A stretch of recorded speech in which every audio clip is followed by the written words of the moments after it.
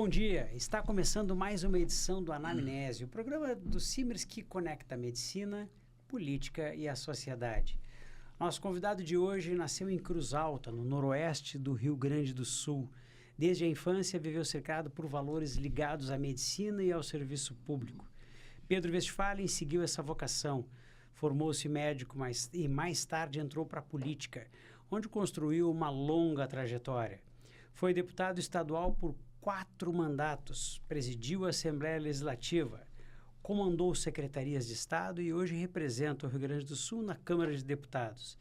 Também foi um dos fundadores do Sistema Sindical dos Hospitais do Rio Grande do Sul e da Confederação Nacional da Saúde.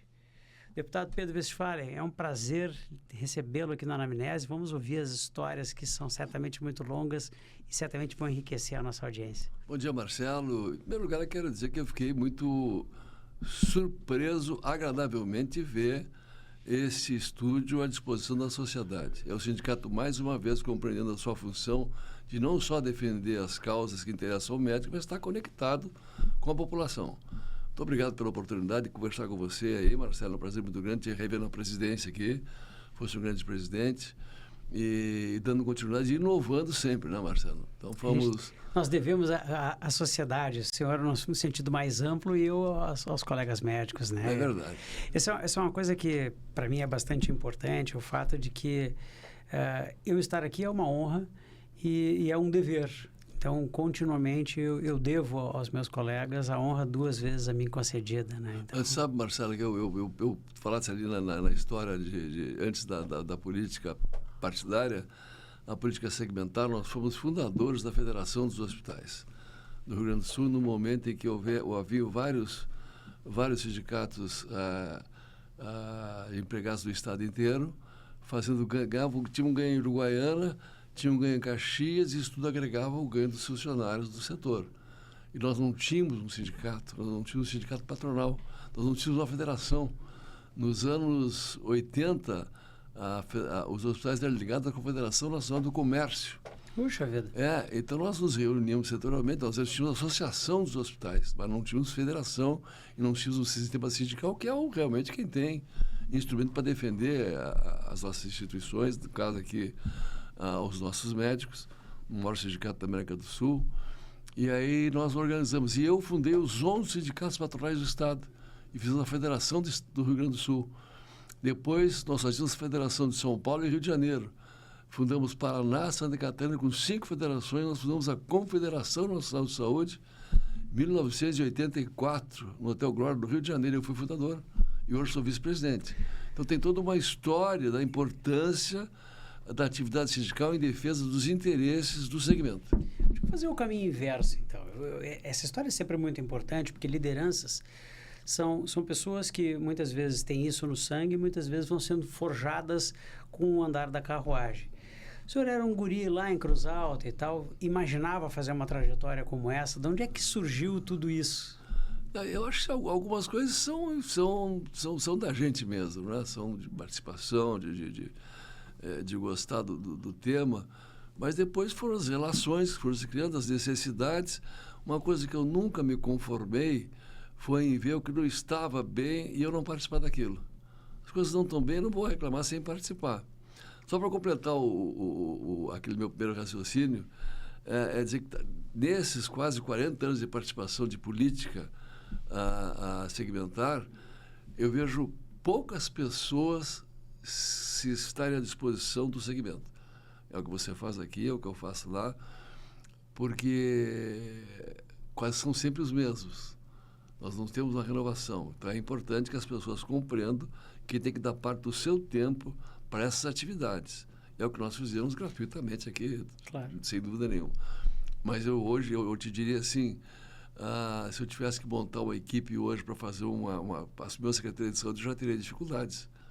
Porque as pessoas, cada um está cuidando de si, não está compreendendo a importância do todo.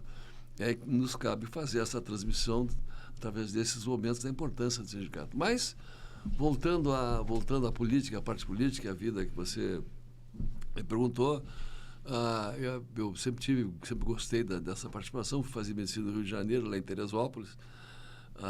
Aí lá eu fundei o diretório acadêmico, fui presidente do diretório acadêmico. Era o único gaúcho da turma, furador da turma no Rio de Janeiro, já isso em 1900 e... Bom, vamos deixar aqui, 76. Tá bom, vamos confessar, 76. Esse ano que eu faço 50 anos de formado. E depois na residência também, eu fui presidente, voltei para Porto Alegre fazer residência. Naquela ocasião já estava começando a inverter os valores. Rio de Janeiro era o centro cultural do Brasil. Naquela ocasião, Porto Alegre já estava começando a dar a volta por cima em relação aos serviços. E eu fiquei sabendo que aqui em Porto Alegre tinha um hospital chamado Lazaroto. Os jovens nem conhecem, mas não tem mais nem prédio. Eu já fiz plantão no Lazaroto. Fizesse plantão? Fiz plantão no fechamento. Eu ajudei a fechar a porta lá. Que foi uma pena, porque aí numas férias minhas em Cruz Alta, no hospital da família, doutor Camargo, não é esse Camargo aqui, o Camargo lá de Casca, me disse, olha, o Westphal, se quer fazer cirurgia, vem para Conceição, vem para o Lazaroto. Faz prova, vem para cá, porque aqui tu vai sair daqui cirurgião. E eu tinha passado na residência do Rio de Janeiro, tinha feito o Hospital de Ipanema, tinha passado na residência lá, tinha passado no Getúlio Vargas, onde fiz do 2º ao 6º ano estágio, aprendi medicina muito. Eu vim para cá e fiz a prova e passei em 4, tinha 4 vagas, passei em 4 lugares. E realmente aqui foi uma grande escola. Ali eu saí dali transplantando praticamente. Nós fazíamos, tu trabalhasse lá. Sim. Lá nós tínhamos autonomia muito grande. Já pegasse o Lazaroto estava em decadência nos últimos... Sim, quando eu peguei era o que sobrava. A gente foi, infelizmente, foi uma tristeza. Lá o Jair Sade fazia cirurgia cardíaca, fazia um transplante de rins. E, enfim, depois eu fiz 2 anos de residência, eu tive que fazer mais 2 de residência no Conceição. Faleceu um tio meu que era obstetra em Cruz Alta. Eu fiz mais 2 de obstetrícia e ginecologia. Inclusive, um grande amigo teu admirador, o doutor Pedrini. Grande. Sempre falar muito bem de ti, falamos bem de ti, não tem como não falar, né? E foi um dos grandes professores meus lá, daqueles homens como você, que ensinam sem medo do cara aprender. Tem uns que não gostam de ensinar com medo do cara aprenda mais que ele. Sabe que nesse aspecto tem um assunto importante na sua vida de sindicalismo corporativo, e na vida de político, o que o senhor disse é extremamente importante, que é fazer a sucessão, né? Criar novos líderes. É verdade. O sindicato criou, e eu estava aqui, mas eu não fui responsável por isso, um núcleo acadêmico. E esse núcleo acadêmico é, sem dúvida alguma, um dos nossos maiores geradores de lideranças para o futuro. Na minha primeira gestão, a gente criou o Núcleo Médico Jovem, então a gente tem feito todo um trabalho para a criação de lideranças. Isso é essencial. E, essencialmente, só cria liderança quem não tem medo de perder a sua própria, né? Então, uma prova de tranquilidade é o fato de dividir o poder. Dizia, eu sei o que faço. Ele e o Dr. Fabres, não conhecesse o Fabres, não. O Fabres foi um grande ginecologista também, ele, o Damiani. Damiani conheci. O Fabres, por alguma razão, eu não me lembro, me lembro dele. O Fabres começou a videolaparoscopia aqui em Porto Alegre, com um aparelho rígido. Mas essa é a história. Então, depois fui para Cruz Alta, fiz 4 anos de residência. Em Cruz Alta, eu assumi a direção do hospital, daí fiz pós-graduação em administração hospitalar aqui na PUC, em Porto Alegre, para poder assumir. Eu era filho do dono, não credenciava em nada, né? E só era filho do dono. Sim. Aí, aliás, a minha pós-graduação em administração mostrou o quanto eu não sabia. O quanto eu não sabia de administração. E me ajudou muito. Aí fizemos lá um trabalho em Cruz Alta, na área médica, muito interessante. Eu fiz o Hospital Novo, minha mulher fez a arquitetura hospitalar. E ela fez o projeto do novo hospital, já no modelo francês, com consultórios dentro do hospital privado. Meu irmão, o Jorge Westphal, fez nefrologia aqui no Lazaroto também. Ele veio do Rio para cá, fez nefrologia. Era o Kniznik aqui. Sim, te lembra disso aí, né? Claro. Fazia um trabalho espetacular. E aí montamos o hemodiálise em Santa Rosa, Santo Ângelo, Cruz Alta e Juiz e Carazinho. E uma central em Cruz Alta de transplantes de rins. E eu fiz o primeiro transplante de rins em 1984. Isso é incrível. Em Cruz Alta, né? Cruz Alta. Fui cirurgião. O clínico, naturalmente, é muito mais importante. O cirurgião só faz a parte mecânica. Não, mas é uma parte importante. Não, nós temos que... Concordo, mas o cirurgião é uma parte muito importante. Mas o clínico é o cara que monta tudo.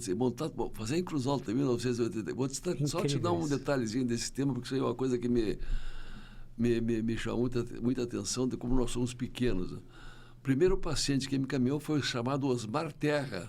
Eu já ouvi falar. Que era cardiologista em Santa Rosa. O paciente era Carlos. Vou contar essa história em 5 minutinhos aqui. que veio do Acre para cá, que a mulher dele trouxe para o Rio Grande do Sul, agricultor.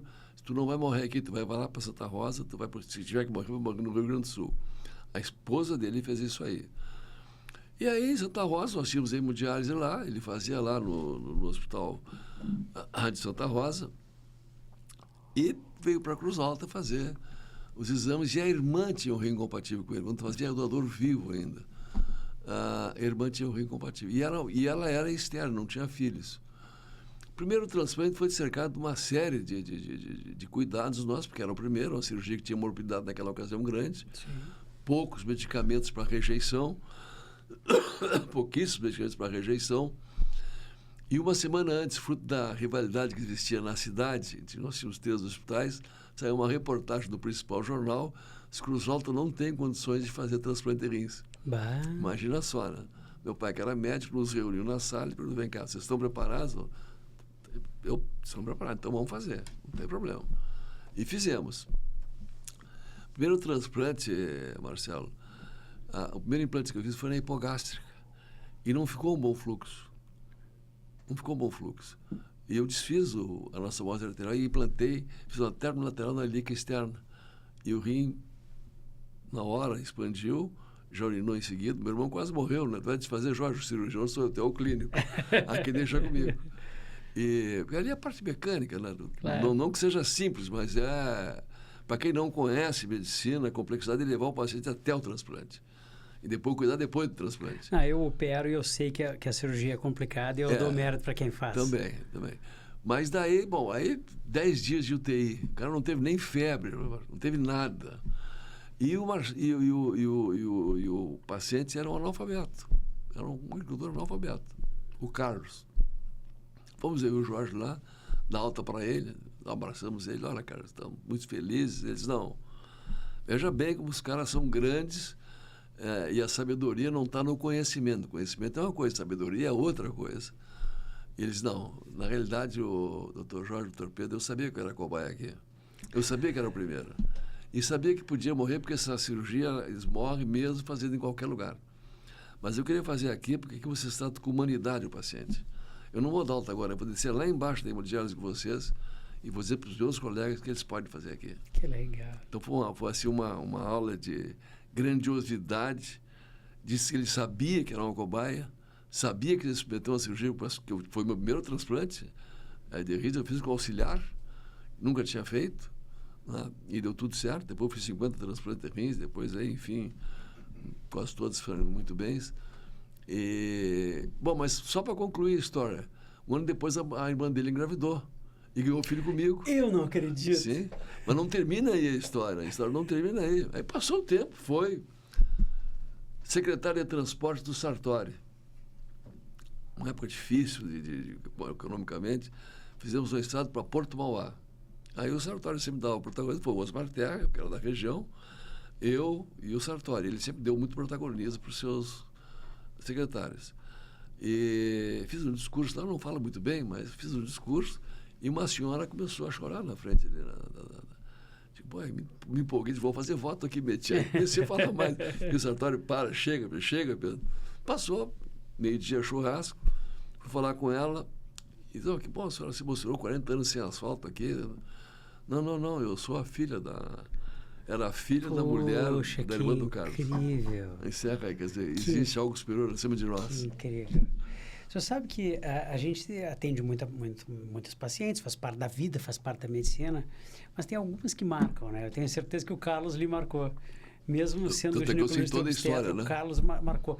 Eu entendo perfeitamente isso, porque a gente tem uma natureza de tentar normalizar as coisas, mas tem determinadas histórias que, por mais acostumado que estejamos a conviver com elas, a gente acaba não esquecendo mais. Não esquece, não tem. Eu acho incrível isso. Mas e me conta uma história coisa, que eu conto sempre. Como é que consegue um cirurgião com capacidade para fazer transplante, que hoje é uma residência específica, né? Hoje, claro que os urologistas fazem transplante, mas tem residência específica em transplante. E de repente, se voltar para a gestão hospitalar, que não tem nada a ver com transplante, depois se voltar para a política, que não tem nada a ver também com gestão hospitalar. Como é que pode um cérebro, um ser humano se dedicar para tudo isso? E qual é o impacto que isso causa na família? Eu acho que são fases da vida. Se você olhar, grande parte das pessoas, depois de uma certa idade, muda de profissão. Muda seus fazeres, muitos viram advogados, vão fazer outra coisa. Mas eu sempre tive essa veia política comigo. Tanto é que fazia política segmentar, fiz política estudantil, fiz política segmentar, me envolvi no esporte também, fui presidente do Guarani de Cruz Alta, botei o Guarani na primeira divisão. Sempre fui super ativo nesse processo aí. Chegou uma ocasião que eu era diretor do hospital, eu cuidava da fazenda do pai, plantava, fazia cirurgia, era diretor do hospital e presidente do Guarani ao mesmo tempo. A gente acaba se acostumando, né? Se tu quiser dar uma coisa para alguém fazer, dá para quem não tem tempo. Isso é verdade. Se dá para quem tem tempo, não faz. Não adianta. Isso é verdade. Mas a ida para a vida pública, ela começou em 92, quando eu fui candidato a prefeito em Cruz Alta. Primeira vez. Naquela ocasião, estava nascendo o movimento do PT, e nós fomos frontalmente contra esse crescimento, e começava ali. E eu fui candidato a prefeito. Perdi a eleição. Saí com 68% das intenções de votos. Meu adversário era o PMDB, que tinha 12%, e o Lali do PT, que tinha 4%. Eram 6 meses de campanha. Ali foi a eleição que eu mais aprendi. Perdi a eleição. Depois da eleição, fiz uma reunião claro que a gente fica chateado, perde a eleição, não tem como, isso faz parte. A eleição se ganha, ou se perde, não se empata. Aí eu fui fazer uma análise da eleição e o pessoal começou a procurar, assim, não, os caras roubaram aqui, fizeram aqui, parei um pouquinho. Se nós não olharmos onde é que nós erramos e onde eles acertaram, já começamos errado. Vamos começar por onde nós erramos aqui. Eu errei em botar você, doutor Rui, era um colega meu, Ramos, de coordenador político. Não conhecia política, mas o erro foi meu, tu aceitou porque tu é meu amigo, tu podia ser o financeiro da equipe. Um tio meu foi largar santinho de avião na vila, era tudo que eles queriam, o doutor Pedro. Mas o mais importante foi uma senhora que eles treinaram, da vila mais pobre de Cruz Alta, lá tinha televisão naquela ocasião, e ela foi na última semana e disse assim, doutor Pedro, muito bom médico, ganhei os 4 filhos com ele, não pode ser prefeito, tem que continuar médico. Que jogada. Marketing, né? Que jogada. Bem feito, né? Falou bem de quem não podia falar mal. E então é isso aí, eles acertaram.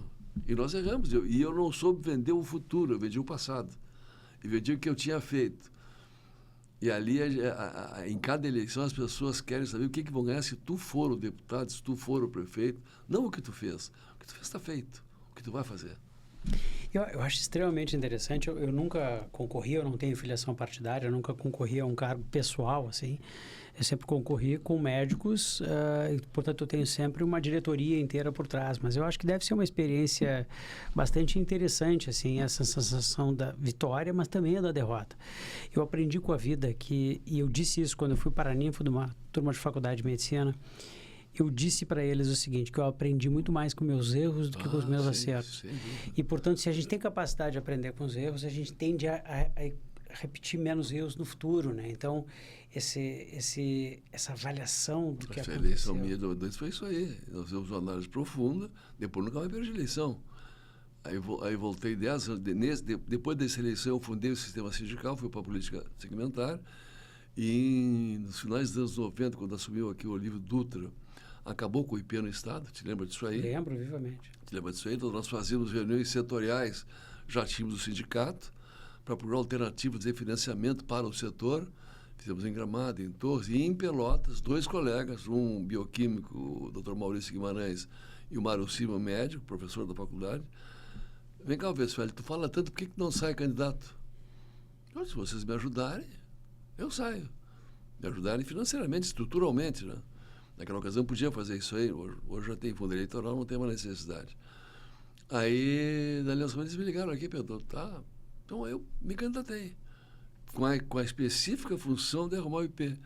Naquela ocasião nós elegemos 11 deputados, eu fui o 11º, último deputado, com 36 mil votos.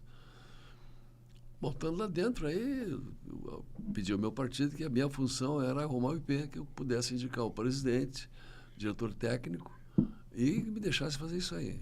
Aí foi o Otomar Vivian presidente, foi um grande presidente. Indicamos o Paulo Moreira, diretor técnico, e conseguimos consertar o IP naquela ocasião. Depois tu faz carreira política, aí é contigo, não é? Mas aí é interessante, com tudo que o senhor já fez, de médico a presidente do Guarani, de chefe de jogador também, né? sindicatos, Joguei bola também. jogador, pô, isso eu sempre fui perna de pau. De jogador a político no sentido estadual e federal. Qual é dessas a função que lhe deu mais responsabilidade? Bom, Qual que o senhor mais sentiu o peso? Quando eu entrei na vida pública, quando eu entrei na política, quando me elegi deputado, eu não sabia caminhar na Assembleia. Não sabia caminhar. Sabia o que eu queria fazer. Eu queria fazer era consertar o IP. Na convivência política, nosso partido tem uma tradição. É um partido de direita, tem uma tradição. Nós temos nomes, um Jair Soares, nós temos um Celso Bernardes, nós temos Francisco Turra. Nós temos gente que tinha uma história muito grande e procurei me aproximar desse pessoal para poder escutar deles. Como é que se podia avançar? Como é que se podia fazer de maneira correta para que a sociedade ganhasse muito com isso? Um Otomar Vivian. E senti que realmente as modificações, avanços e recursos de uma sociedade acontecem nos parlamentos. Ali que tu deixa avançar ou não avançar. E depende da participação da gente. Agora, os momentos mais difíceis que eu tive, primeiro foi fazer entender ao setor médico hospitalar que eu ia ser secretário de Ciência e Tecnologia, no segundo governo da IEDA. Os caras não identificaram, Pedro, mas tem que ser secretário de saúde. Não, mas eu fui convidado para ser secretário. Porque eu compreendi que para a gente poder crescer partidariamente, tu tem que assumir funções, desempenhar bem essas funções para poder ser respeitado. E ali fiz um bom mandato, criei lei da inovação, incentivando a presença do doutor na ponta da indústria, com incentivos fiscais, não só para dar aula, mas poder chegar. Isso eu aprendi porque o homem do campo, o agricultor se forma, se especializa e vai para o campo e hoje nós temos uma produção agrícola muito grande pela presença do conhecimento no campo. Depois eu fui, nesse mesmo mandato, fui convidado para ser líder do governo da IEDA. Foi o momento mais difícil que eu tive dentro do parlamento, porque pela primeira vez assumiu a presença do parlamento do PT, com o Ivar Pavan, um grande deputado, bom deputado, mas e pela primeira vez tentou implementar o impeachment contra a IEDA, que foi uma grande governadora. Já foi no segundo mandato isso aí. O primeiro foi do Rigoto. No Rigoto eu fiz aquela função, dividimos do IP Previdência, do IP Saúde, e, bom, resolvemos aquela questão. No segundo ano, então, no segundo mandato, teve essa questão, mas aí o momento mais tenso foi quando ela me chamou, eu saí da secretária para ser líder do governo. Eu aceitei, porque era uma... Até quem me fez aceitar foi o Márcio Biolk, que era o mais jovem que eu, e eu estava assim, ô Pedro, vem cá, você é um cara que tem futuro pela frente, tendo líder, tu vai conhecer o governo transversalmente e as relações do parlamento com o governo. E eu achei que ele tinha razão e aceitei ser líder do governo da IEDA, que era uma grande governadora, mas ela trazia para dentro do palácio problemas que não eram do palácio, de enfrentamento. Bom, o Pavan tentou instalar uma comissão de impeachment contra a IEDA. Aí ele me chama e eu tomar, diz, Pedro, tu vai ter que ser o presidente da comissão de impeachment. Digo, bom, vocês perderam a razão. Tem que ser alguém do PSDB. Eu sou líder do governo, Pedro, ninguém quer assumir isso aí. Eu perguntei para o Tomar, vem cá, Tomar, IEDA, isso é uma missão, mano. Está resolvido, vamos assumir, só quero ter condições de poder trabalhar. Aqui no Rio Grande do Sul funciona diferente de Brasília, tu faz uma comissão de 31 deputados, elege um presidente e um relator, e vota o relatório se aceita ou não a implantação do impeachment. E ganhamos por 16-15, para não ter impeachment. Que não tinha nenhum motivo de dizer, não tinha nenhuma razão de ser. Ali foi um momento muito tenso. E eu tenho certeza. Até porque o deputado Carlos Gomes tinha trocado de partido. E havia um parecer do procurador que deixava dúvida a respeito do voto vale dele ou não. Eu validei o voto dele. E foi o voto de desempate. Ali foi muito tenso. Ali era uma bancada extremamente competente da oposição, Raul Ponte, Raul Carrion, Estela Farias, Bom Gás, Fabiano Pereira, eram pessoas politicamente qualificadas, preparadas, e nós tivemos um enfrentamento bem grande ali. Mas conseguimos superar. Depois a governadora IEDA, na minha terra, lá em Nome Toque, fez um reconhecimento público que eu não esperava. pela atividade que nós fizemos, mas esse foi o momento mais tenso que eu tive ali. Eu imagino. E no Congresso Nacional, como é que são as relações lá? Eu enxergo de longe, eu acompanho muito de perto política. Eu sou, na verdade, não um político partidário, eu sou um político mais filosófico, assim, eu gosto muito de filosofia política. E eu olho o Congresso Nacional, eu fico muito em dúvida de como as coisas são. Eu acho que a maioria das pessoas lá não tem informação, eu vejo uma questão de interesses muito fortes. Como é que o senhor enxerga o Congresso Nacional hoje com tudo que está acontecendo? Eu acho que as instituições brasileiras faliram. Vou te falar de um todo, não só o Congresso. As instituições brasileiras precisam fazer uma reforma administrativa que tinha que ter sido feita antes da reforma tributária. Mas algumas coisas funcionam. E funcionam bem. Nós temos, por exemplo, uma assessoria técnica muito boa. A assessoria técnica da Câmara Federal é extraordinária. Os caras são preparadíssimos. Mas, na realidade, se olhar o sul do país, perdeu completamente a força. Sim, nós não temos força mais. política não tem representação nenhuma. Não tem ninguém na mesa da diretora, não tem ninguém com representação. Nós perdemos a força porque o Nordeste compreendeu que se unindo eles conseguem tudo. E estão conseguindo tudo. Você sabe que eu tenho um projeto muito exótico, nunca publicamente falado, mas é muito exótico. Eu acho que os estados do Sul, de Minas Gerais para baixo, talvez no Centro-Oeste, precisassem ser divididos. Eu acho que não tem que dividir o Rio Grande do Sul em 2, Santa Catarina talvez seja pequeno, Paraná dividir em 2, 3, São Paulo dividir em 5. E aí a gente vai ter um número de senadores adequados para tornar o país um país mais correto. Mais bem distribuído. São 2 senadores para o Estado. São Paulo tem 2 senadores e Roraima tem 2 senadores.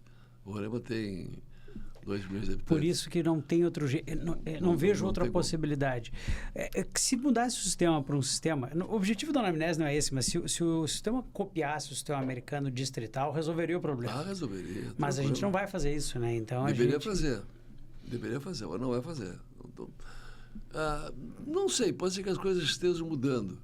O Senado não cumpre a função dele. Nós estamos vendo um momento atualmente muito tenso no Brasil, muito tenso, onde o Supremo está extrapolando todas as suas funções seguidamente, decisões monocráticas totalmente indevidas, inadequadas, esticando uma corda que não precisava ser esticada, não cuidando de temas que são importantes para o Brasil.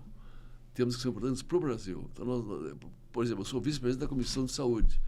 Esse ano nós não votamos nada importante lá. O mais importante esse ano é bloquear projetos que são ruins. O projeto de proficiência média, conseguimos votar esse projeto de proficiência, foi importante, do doutor Luizinho, apesar de outros projetos lá, que é para ver a qualificação do médico. Isso avalia a faculdade também, né? Isso avalia a faculdade também. Mas, tirando isso, poucas coisas avançaram. Aí vem as frentes parlamentares. Eu sou presidente da Frente Parlamentar em Defesa do Serviço de Saúde. Toda terça-feira pela manhã eu reúno todo o setor brasileiro prestadores de serviço. As quatro federações, confederações dos hospitais, a CMB das Misericórdias do Brasil, a FBH dos pequenos hospitais, a CN Saúde, que eu sou vice-presidente, e a ANAP dos privados. Mas juntos senta o setor também operador. Senta lá a Branche, senta a autogestão, senta a FENA Saúde, senta os Unimedes, para discutir temas que são convergentes. E 85% dos temas são convergentes. E aí tu consegue avançar. Te dá 2, 3 avanços importantíssimos aí. Reforma tributária. Reforma tributária. Nós conseguimos um regime de exceção para a área prestadora de serviço. Na última reunião que fizemos com o Agnaldo Ribeiro, que é um cara que sabe, um deputado que sabe escutar, nós conseguimos fazer ele entender que dispositivo médico... Ele não sabia o que era dispositivo médico. Conseguiu incluir num regime diferenciado, porque aí reforça o regime da indústria médica brasileira. Né? Mas o grande trabalho que nós tínhamos ali resultado, nós criamos o marco regulatório da pesquisa clínica no Brasil. Esse foi um trabalho que mais me deu satisfação pessoal. Eu fui aos Estados Unidos estudar o sistema de saúde americano, e quem nos palestrou no John Hopkins, que tu conhece, só eles têm 29 prêmios Nobel da Saúde, 3 brasileiras palestraram. Mas vocês têm que ver, cara, você está americano, você é brasileiro. Nós não conseguimos pesquisar no Brasil, Westphalen. Aí voltei para cá, vontade de fazer um projeto de pesquisa clínica. E tinha um projeto da Ana Amélia Lemos já desde 2015, 2017, parado. Por que ele não andava para frente? Porque aquele projeto foi apresentado pela indústria. Só que nós pesquisamos muito, tu pesquisa muito, as Santas Casas pesquisam muito, os hospitais privados pesquisam muito. Eu tirei isso da indústria, trouxe para o setor que produz conhecimento e conseguimos aprovar isso aí, mais de quase 400 votos. Depois no Senado, e aí acabou sendo sancionado pelo presidente, num trabalho realmente assim, hercúleo, que ninguém acreditava, nem a indústria acreditava. O Mussolini, que é presidente da Abifarma, a Sinusfarma, para esse sindicato da indústria farmacêutica, gostava. Não vamos conseguir aprovar isso aí. Nós aprovamos. Trabalho paralelo. Então, o Congresso tem essas nuances, nos dá a oportunidade de avançar, se tu souber usar isso aí. Na pandemia, o 13992, o projeto que salvou os hospitais, de minha autoria. Os hospitais fez pagar integralmente os serviços de saúde, mesmo não prestando o serviço, porque iam fechar. Porque já era um dinheiro orçamentado, e nós conseguimos fazer que isso aprovasse. Deixa eu lhe perguntar uma coisa que vem ao encontro, não da pesquisa, mas certamente do ensino. O senhor deve estar acompanhando a abertura indiscriminada que aconteceu de faculdades de medicina, especialmente após a Lei do Mais Médicos de 2013, e a pouca condição que esses estudantes têm para manter o seu ensino. E, portanto, o ensino em medicina se transformou num negócio, e pior, um negócio cuja qualidade não é exatamente bem fiscalizada, e a maioria das aberturas são por ordens judiciais e não pelo processo natural dentro do Ministério da Educação. Como é que o senhor vê o futuro da medicina e como é que o senhor vê essa abertura de faculdade hoje como médico deputado federal? Totalmente mercantilista esse projeto. Totalmente mercantilista. Faculdades que não têm nenhuma condição de largar depois do 6º ano profissionais para exercer a profissão. Não tem nenhuma. Por isso a importância do exame de proficiência, que é o início de uma avaliação das universidades. O exame de proficiência do Lisvia, ele faz com que haja exames do 2º, 3º, 4º, 5º e 6º ano, para avaliar o aluno e, naturalmente, o ensino da faculdade.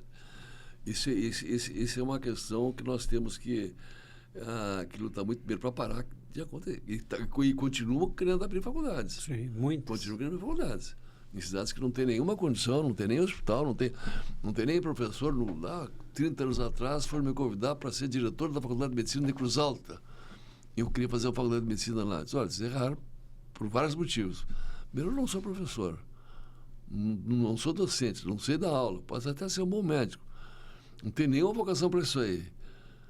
Então, já começaram errado. E aqui no Brasil, lamentavelmente, é assim. No Bastantão, pega, vai, o cara não tem nenhuma condição. Você é professor, é diferente. Eu não sou professor. Então, eu não queria que eu fosse diretor da faculdade. Não aconteceram. Política. E dinheiro muito, né? E mercantilismo. Então, essa abertura de faculdades é um grave problema. Nós conseguimos lá com muita luta, vocês participaram dessa luta, a fazer com que houvesse o exame de validação de diplomas por um voto. Aí um trabalho extraordinário do Dr. Irã, que tu conhece bem. Muito. De Roraima, hoje é senador, meu amigo Esteve pessoal. conosco aí recentemente. Grande deputado, grande senador, o maior defensor dos médicos do Brasil é ele. Nosso líder, é uma inspiração para a gente. Um cara que conversa, mas é intransigente em defesa do exercício da nossa profissão. Ele liderou o movimento, nós conseguimos que acontecesse isso. Foi uma vitória muito grande. Mas tem que consolidar isso aí. Sem dúvida. Eles voltam atrás, eles vêm de novo. Vamos aguardar. Trocando de assunto, quem é esquece o deputado, esquece a liderança, esquece o médico. Quem é o Pedro Westphalen? Ser humano. Olha, rapaz. Porque todos nós temos a nossa vida própria, todos nós temos nossos sentimentos. Tu sabe que eu tive Covid em 2021. Fui entubado. Até tinha sido vacinado aqui, tu era o presidente. Me lembro disso. Vacina aqui. Depois eu tive Covid igual. Fui entubado 15 dias, tive a morte. Baixei na Santa Casa porque eu tinha mais experiência em tratamento. O Moinhos atendia 500, ela atendia 10 mil. Digo, vou para um lugar que atende mais. Ninguém sabia como se conduzia naquela ocasião, né? Mas saí. Depois que eu saí, o Felicete, doutor Felicete, que tu conheces bem, foi quem me tratou, me chamou lá e mostrou minhas tomografias. Eu digo, Felicete, isso não pode ser eu, isso não, é você, tem 10% tinha 10% de pulmão. Mas como é que eu me salvei? Aí eu fiz uma reflexão da minha vida, aí com a minha mulher. ali eu vi que Deus foi muito generoso comigo. Tive uns pais maravilhosos, sempre à frente uns irmãos também, constituí uma família muito boa, tenho 3 filhos, uma mora na Itália, tenho 2 filhos italianos, outro em Portugal, 2 filhos portugueses, a outra médica em Passo Fundo, ginecologista, a Camila, o Mário, a Graziella. Depois, como médico, fiz uma boa caminhada médica, uma boa residência. Na política, eu fui secretário de Ciência e Tecnologia, Transportes, presidente da Assembleia Líder de Governo, assumi o governo no Parlamento Federal. Conseguimos destaque esse ano, eu e o Luizinho fomos considerados os 2 mais importantes em realizações na área da saúde, da Frente Parlamentar de Medicina. Então, a gente conseguiu realmente muitas... E chegando a esta conclusão, eu aprendi que a vida é um aprendizado para a gente poder fazer o bem. E isso não te dá o direito de ficar em casa. Tu tem que compartilhar isso aí com alguém. Todo esse conhecimento que tu tem, esse aprendizado, tu tem que compartilhar com pessoas para poder fazer esse mundo um pouco melhor. Também considero um cara inserido num país que precisa muito mais de nós, como nunca precisou agora, e que tenta fazer, eu tento me preparar para aquelas coisas que eu vou fazer. E aí, normalmente dá... Às vezes erra, às vezes acerta, enfim, mas... Todos nós erramos, né? O que importa é nós aprendermos com nossos erros, porque Sempre. a infalibilidade é apenas Deus, né? Só. Foi um prazer enorme conversar com o deputado médico Pedro Westphalen, o primeiro realizador de transplante, e mais do que isso, uma liderança na medicina. Muito obrigado e nos acompanhe sempre, toda semana, com uma nova personalidade. Novamente a gente seguirá aprendendo e dividindo grandes histórias daqueles que fazem a diferença na nossa área. Até o próximo programa. Muito obrigado, Marcelo. Parabéns pelo programa, pela diversidade do programa e por cada vez mais compreender que o sindicato médico tem que estar inserido na sociedade. E através dessa inserção que a gente pode ajudar todos. Parabéns aí, muito obrigado pela oportunidade. Foi um prazer muito grande estar com vocês aqui. Muito obrigado, até o próximo Anamnese. Muito bom. Bom? Excelente.